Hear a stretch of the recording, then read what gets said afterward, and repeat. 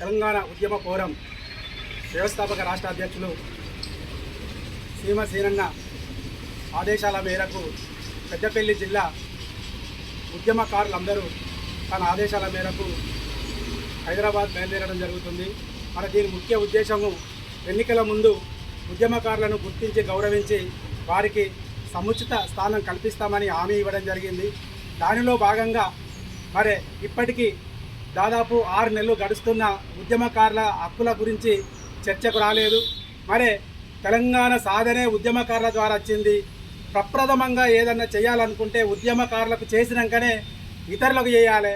కానీ మన దురదృష్టం ఏ ప్రభుత్వమైనా ఉద్యమకారులను విస్మరిస్తూ మరి వేరే వాటి మీద దృష్టి పెడుతుండ్రు.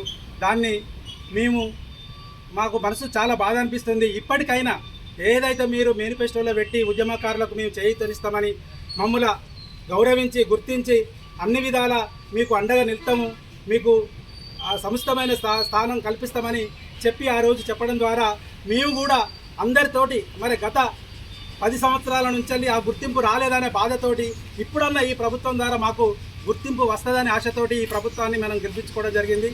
మరి ఈ గడిచిన 6 నెలల్లో మరి బడ్జెట్ లోపటగా మనకు ఉద్యమకారులకు బడ్జెట్ కేటాయించకపోవడము, మన ప్రస్తావన తీసుకురాకపోవడము మరింత ఉద్యమకారులను బాధించే అంశం ఇది.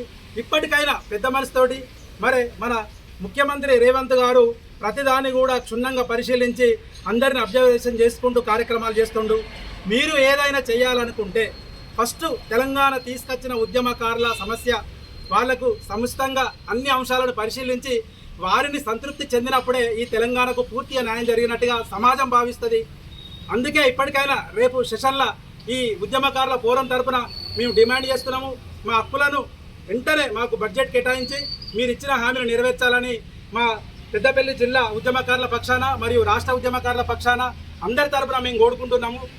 Thank you. జై తెలంగాణ, జై తెలంగాణ, జై తెలంగాణ, జై తెలంగాణ, జై తెలంగాణ, జై తెలంగాణ.